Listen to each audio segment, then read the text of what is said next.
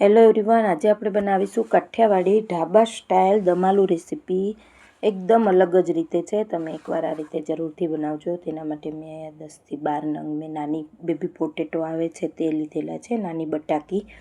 તેને આપણે છાલ કાઢી લેવાની છે સરસ રીતે બધી જ બટાકીને.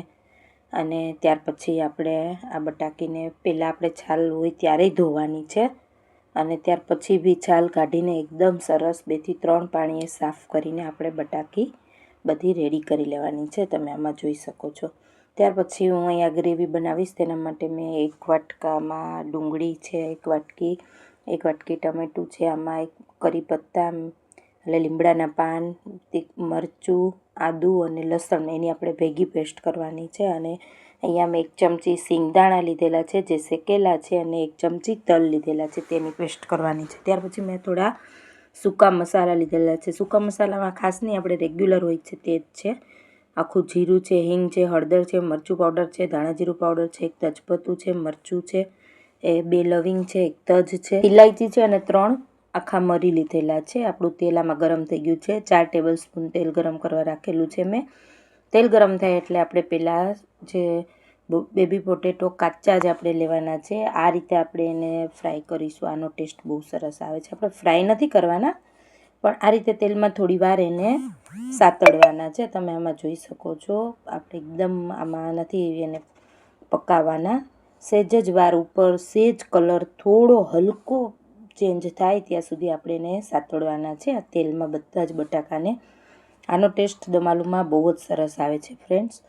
અને થોડા આપણા બટાકા સતળાઈ જાય એટલે આપણે એને બહાર કાઢી લઈશું. અને જો આમાં સહેજ જ ઉપર હલકું સહેજ કલર બદલે એટલે એટલા જ બટાકાને આપણે ફ્રાય કરવાના છે. અને ત્યાર પછી આપણા બધા જ બટાકા કાઢીને એમાં આપણે તેલમાં જે સૂકા મસાલા લીધેલા છે તે આપણે એડ કરીશું. જે તજ છે, લવિંગ છે, મરી છે અને ઇલાયચી છે અને સૂકું લાલ મરચું અને તજપત્તા, આ જે સૂકા મસાલા આપણે લીધેલા છે તેને આપણે પહેલાં એડ કરવાના છે. તે થોડા ફ્રાય થાય એટલે ત્યાર પછી આખું જીરું આમાં એડ કરીશું. અને ત્યાર પછી હિંગ એડ કરવાની છે અને હળદર એડ કરવાની છે.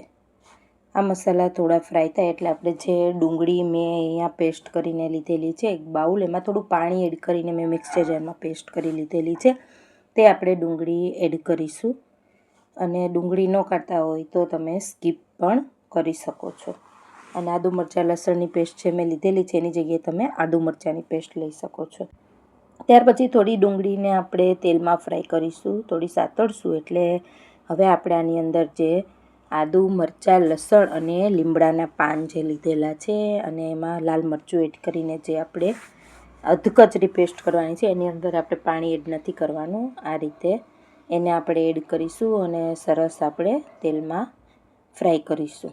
તમે આમાં જોઈ શકો છો તે રીતે સરસ સાતળશું થોડી વાર.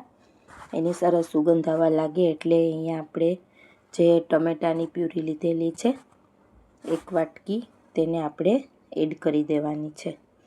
એકદમ સરસ ટેસ્ટી દમ આલુ બને છે ફ્રેન્ડ્સ. તમે આ રીતે એકવાર જરૂરથી ટ્રાય કરજો. આ રીતે મસાલા આપણા થોડા દાજે નહીં એટલે આપણે આના સરસ કૂક થાય એના માટે આપણે 1-2 ચમચી જેટલું પાણી એડ કરવાનું છે. એટલે આપણા મસાલા દાજશે નહીં અને સરસ એકદમ સરસ કૂક થશે, ફ્લેવરફુલ, સુગંધીદાર. આ રીતે આપણે સરસ એડ કરીને પાણી થોડું એડ કરીને પાછું ફરી તેલ છૂટું પડવા લાગે એટલે આમાં સ્વાદ પ્રમાણે મેં નમક એડ કરેલું છે.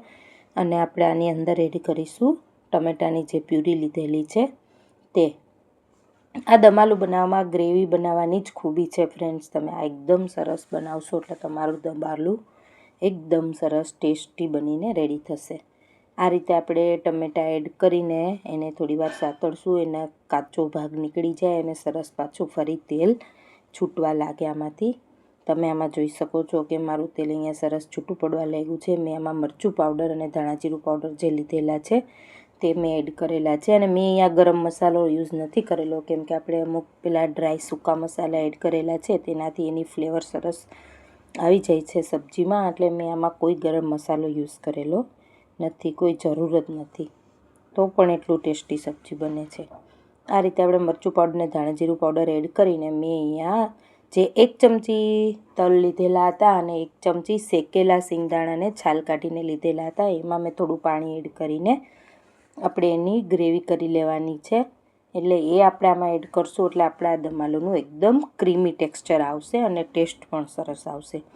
એટલે એ મેં એડ કરેલું છે હવે. અને પાછું ફરી તેલ છૂટું પડે એટલે આપણે જે બેબી પોટેટો થોડા તેલમાં ફ્રાય કરીને પૂરા ચડવા નથી દેવાના, થોડા આપણે ફ્રાય કરીશું. પછી આપણે જે બેબી પોટેટો છે આની અંદર એડ કરી દેવાના છે.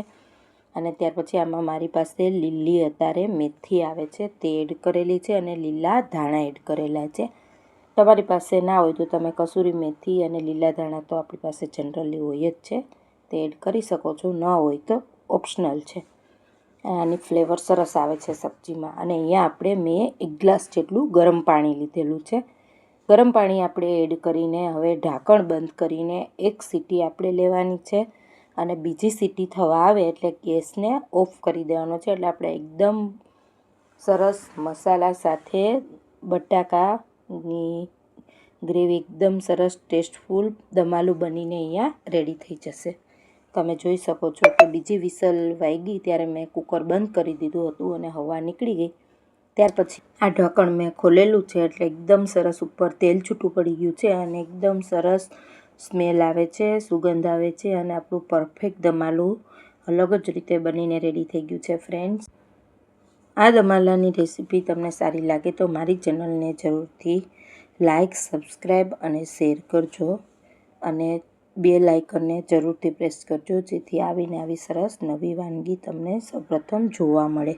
Thanks for watching my video.